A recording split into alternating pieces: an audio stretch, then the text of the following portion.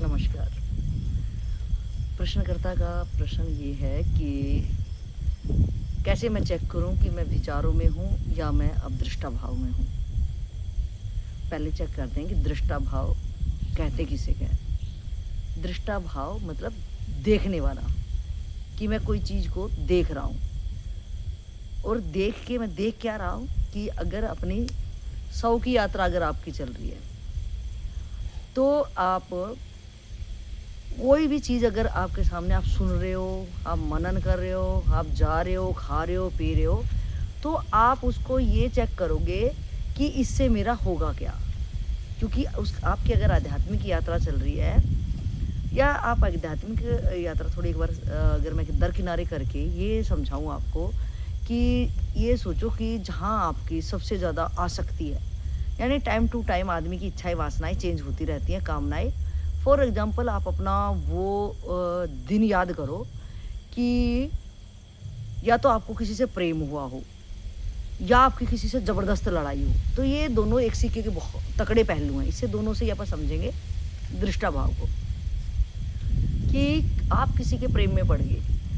तो आप अब क्या करोगे कि आपकी सारी वृत्ति, आपकी सारी चेतना वो सामने है, वो सामने है तो ठीक है, तब तो जमता है कि हाँ, जो सामने है तो उसी के विचार आएँगे, उससे बातें कर रहे हैं तो लाज़मी है।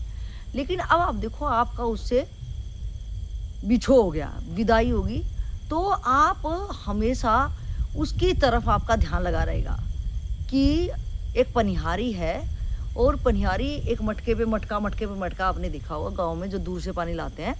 तो वो सोचते हैं कि एक बार में ज़्यादा पानी ले आएँ क्योंकि बार-बार जाएँगे एक मटके को लेके, तो वो क्या करते हैं एक मटके पे फिर छोटा मटका ऐसे लेके आते हैं। तो अब वो रास्ते में कोई उसकी सखी सहेली मिलती है, तो वो उससे बात भी कर रही होती है। सब काम उसके सब हाथ-पैर चल रहे होते हैं, बातें कर रहे थे, लेकिन उसका सतत ध्यान कहाँ रहता है? अपने मटके पे, कि अगर गर्दन ने इधर-उधर कुछ एक्टिविटी करी, तो वो सारे उसके ऊपर गिर जाएँगे। तो वो क्या हुआ कि वो सब बातचीत कर रही है, लेकिन उसका दृष्टा जो उसका भाव है, वो अपने मटके में है। इसी तरह प्रेम में कि वो बंदा आपके सामने नहीं है, लेकिन आपके सामने कोई भी आप चीज़, आप परिवार में रह रहे हो, आप और कहीं पे भी हो, वो नहीं है आपके सामने, लेकिन आपकी हर चेतना मतलब वही विचार, आपका विचार जो है मतलब सतत रूप से वहीं लग रहा है। तो आपने पूछा अब देखते हैं विचार के बीच में आया, विचार आपका वहीं घूमता रहता है। तो विचार क्या होता है कि कोई भी चीज़ की आप ज़रूरत में गए, आपने उसकी जानकारी ली। जब जानकारी ली, ज़रूरत में एंट्री हुई कि मेरी नीड थी, बेसिक नीड, इसलिए मुझे बाहर जाना पड़ा। अब आप दोनों तरफ से समझेंगे कि व्यवहारिक जगत में ये चीज़ कैसे रोल प्ले करती है एंड ये स्पिरिचुअल लाइन में कैसे रोल प्ले करती है। तो अब आप व्यवहारिक जगत में समझते हैं पहले कि मेरी कोई बेसिक नीड्स हुई, इसलिए मुझे बहिर्मुख होना पड़ा, मैं बाहर के जगत में गई। जब तक घर में अगर किसी को घर में सब कुछ प्रोवाइड हो तो उसको कभी आवश्यकता है, वो जाएगा कौन मरने बाहर? ना उसको किसी चीज़ की आवश्यकता ही नहीं है, वो बाहर ना किसी बंदे से बात करेगा, ना उसको बाहर की कोई भी चीज़ अच्छी नहीं लगेगी।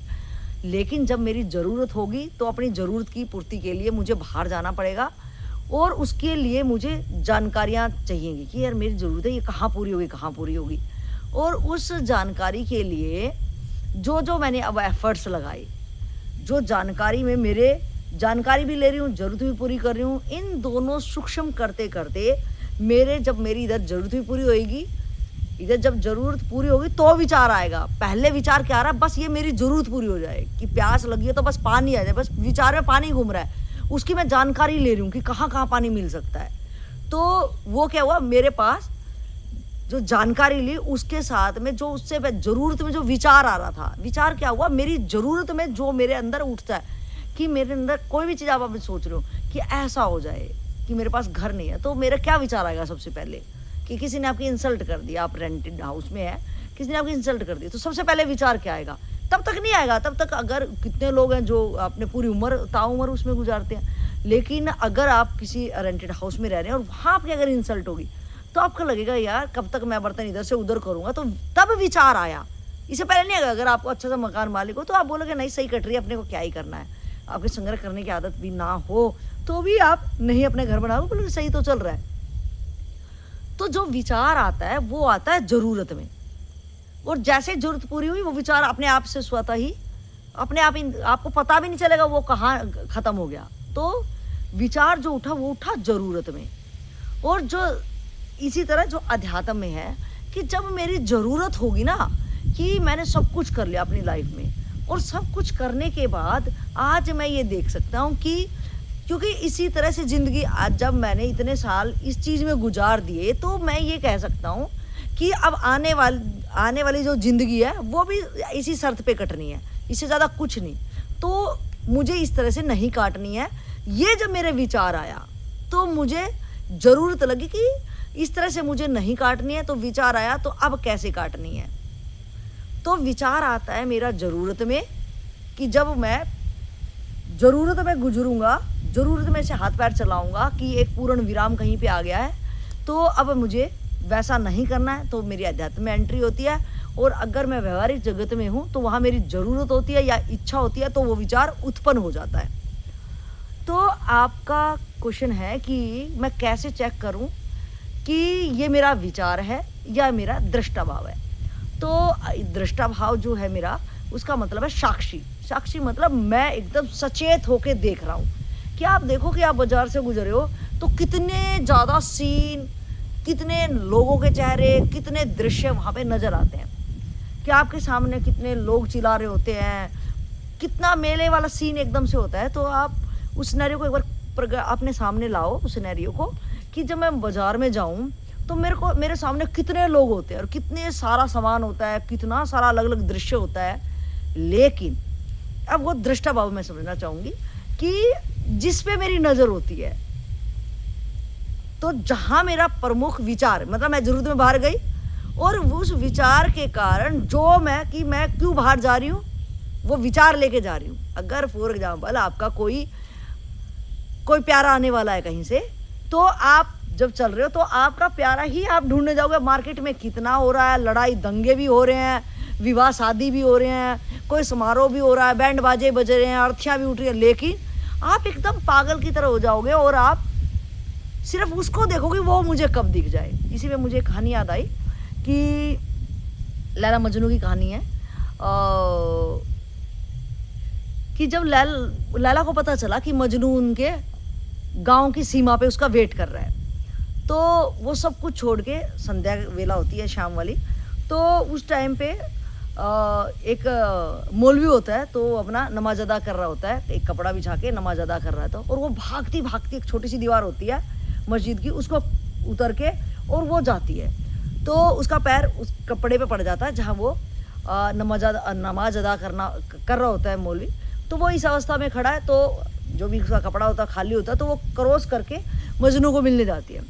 तो अब वो नमाज ही पढ़ रहा था, उसने देखा कि अब वो बोल तो सकता नहीं, तो वो देखता है यार ये लड़की कितनी नालायक है, लेकिन इस टाइम पे वो बोल नहीं सकता। तो वो वेट करता है अब कि वो आए और उसको मैं अच्छे से सिखाऊं सबक। तो लैला मजनू से मिलने के बाद जब आती है, तो वो ताक में बैठा है, एकदम से बोलता है, ये लड़की पागल वागल है, तुझे दिखा नहीं, कहाँ गई थी इतनी बावली होके, तुझे दिखा नहीं मैं कि ऊपर वाले की मैं नमाज अदा कर रहा था, तुझे इतनी भी कॉमन सेंस नहीं। उसको डांटता झपटता है। तो लैला उसको देख के बड़ी हैरान हो जाती है और बड़े आश्चर्यचकित, उसका फेस देख के आश्चर्यचकित ही हो जाती है कि आप क्या कह रहे हो कि आप ऊपर वाले की इबादत कर रहे थे। तो कह रहा और क्या कर रहा था मैं। तो वो बोल रहा है कि जब मैं एक इंसान के प्रेम में, मुझे तो पता ही नहीं तू यहाँ कर रहा था, मैंने कुछ देखा ही नहीं है, तो आप मेरे पे ब्लेम लगा रहे हो और आप कह रहे हो तो ठीक है मैं मान लेती हूँ। जब मैं एक संसारी प्रेम में मैं कुछ भी नहीं देख पाई, इतनी तो कॉमन सेंस मेरे को भी है कि मैं अगर कोई इबादत कर रहा, पूजा कर रहा, या कोई इंसान खड़ा भी है तो आदमी को बहुत दूर से क्रॉस होके जाएगा, लेकिन रियल में मेरे को तो मैं देख ही नहीं पाई। तो वो उसको कहेंगे अब यहाँ पे दृष्टा भाव, कि दृष्टा भाव साक्षी है, बस उसको अपने टारगेट पे ही काम करना है। कि वो इतने हैरान होती है कि मुझे पता ही नहीं चला। ये कॉमन सेंस तो मुझे है ही कि अगर कोई आदमी ऐसी भी अवस्था में हो, आप तो बल्कि ऊपर वाले की इबादत कर रहे थे, आप कह रहे हो, तो मैं तो, ये तो बहुत सुंदर है कि आप ऊपर वाले की इबादत कर रहे हो, मैं तो एक संसारिक अपने यार से मिलने गई और तू यारों के यार से मिलने मिलने में अगर बिजी था तो तुझे मेरे पता भी कैसे चल गया मेरा? मुझे नहीं पता चला तो तुझे कैसे पता चल गया? इसका मतलब आप इबादत कर ही नहीं रहे थे। तो शायद मैं समझा पाई आपको कि साक्षी भाव क्या होता है। साक्षी भाव होता है कि जब आपका कोई टारगेट होगा, एक विचार है, हजारों विचार, लाखों करोड़ों विचार आपके मन में उठेंगे, आप विचारों को कभी नहीं रोक पाओगे। और ज़्यादातर अगर आपको अब विचारों को देखना है तो आप बिल्कुल साक्षी भाव से उन विचारों को देख सकते हो कि मेरी स्थिति क्या है, क्योंकि ज़्यादातर विचार वही उठेंगे जहां आप हो। आप अपने आप को देख, अगर आप अपने आप को जांचना चाहो कि मेरी स्थिति क्या है, तो आपके अंदर वही विचार ज़्यादातर रूटीन में चक्कर काट रहे हैं। अगर आप किसी विचार के साथ बहुत ज़्यादा बह जा रहे हो, इसका मतलब आप उसी के साथ हो, आप वैसे ही हो।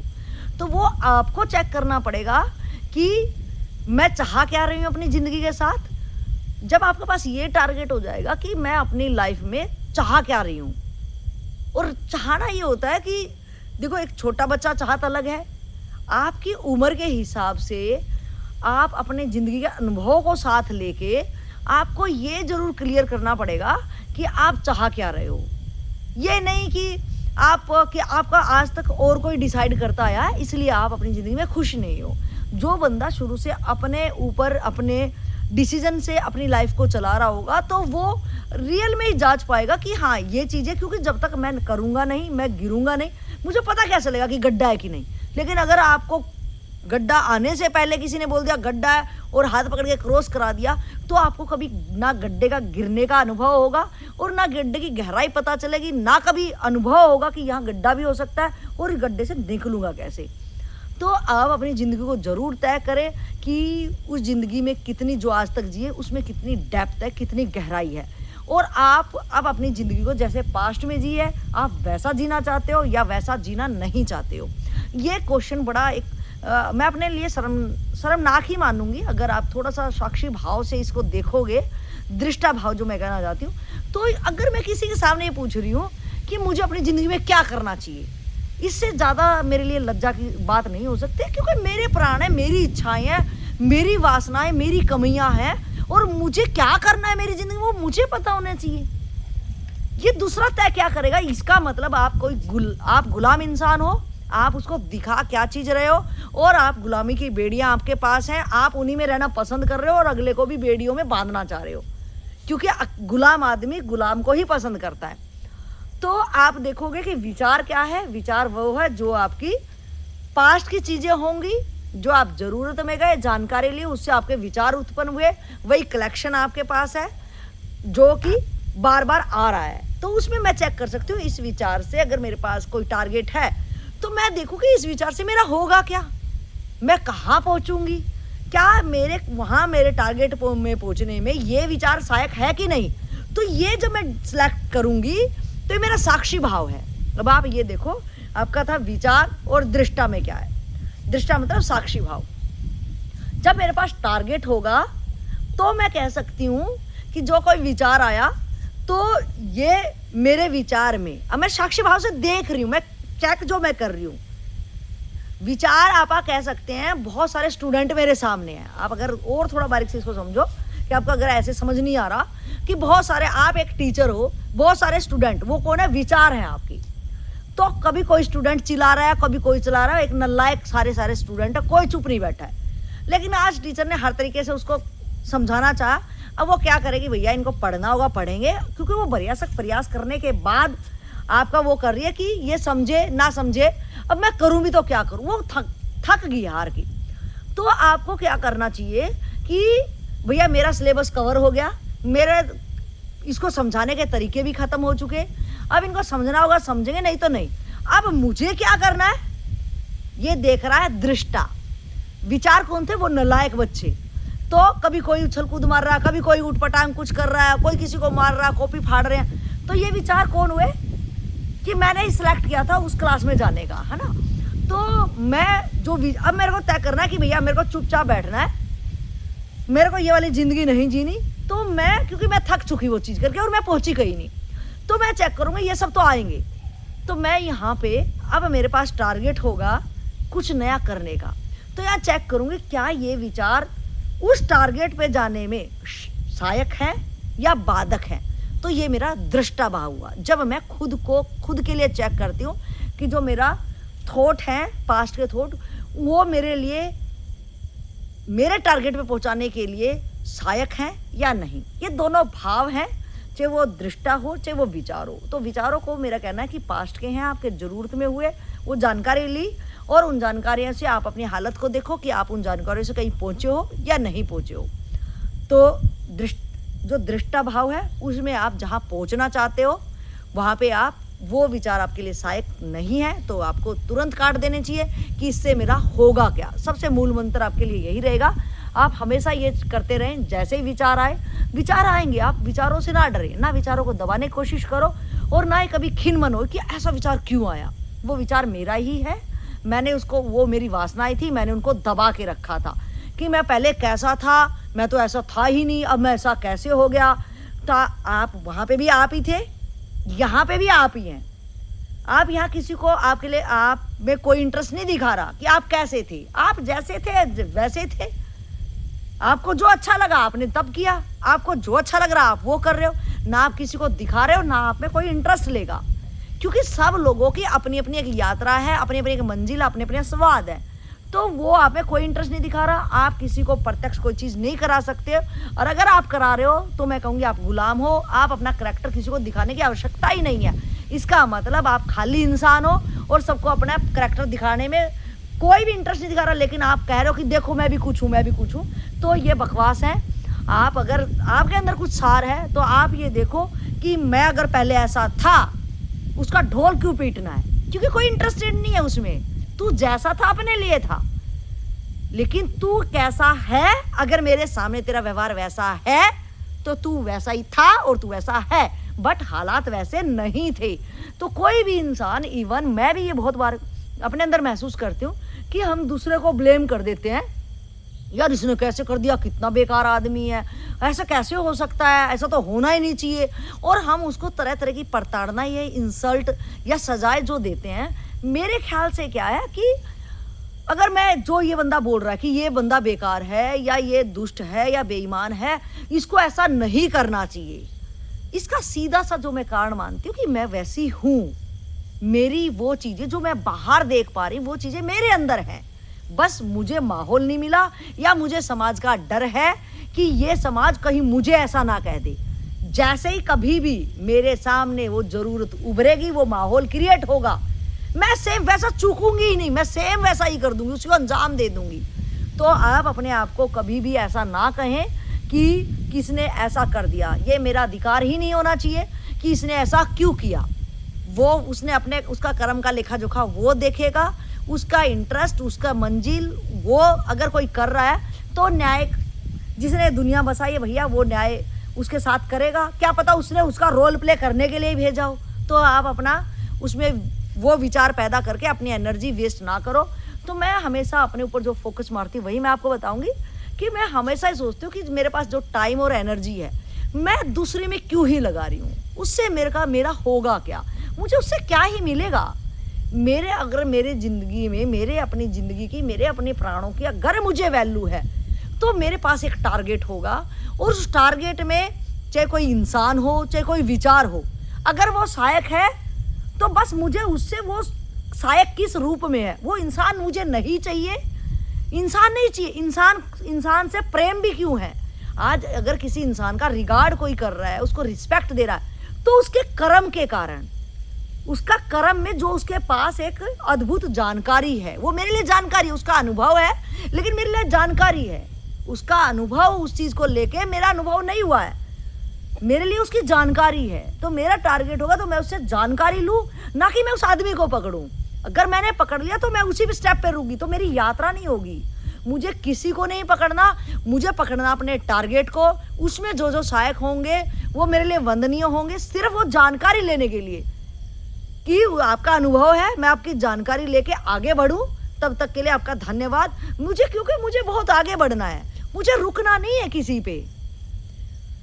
तो ये था आपका कि मेरे पास अगर मैं जिसका भी अनुभव ले रही हूँ, क्योंकि उसका अनुभव उसने अपनी ज़िंदगी लगा के करा है, उसके पास अथाह मेहनत लगाई, तब उसके पास वो अनुभव के साथ जो जानकारियां दे रहा है, तो उस जानकारियां पे जब मैं चल पड़ूंगा तो उसका रियल का थैंक्स होगा, ना कि मैं सिर्फ सुन रहा हूँ और सुन के मैं पक चुका हूँ और मेरी ज़रूरत है या नहीं है, मैं वो जानकारियाँ कलेक्ट भी क्यों कर रहा हूँ। तो मेरा खुद का ही क्वेश्चन होना चाहिए, और खुद का जब मेरा क्वेश्चन होगा तो रास्ते में कोई ना कोई ज़रूर कोई आंसर देने वाला होगा।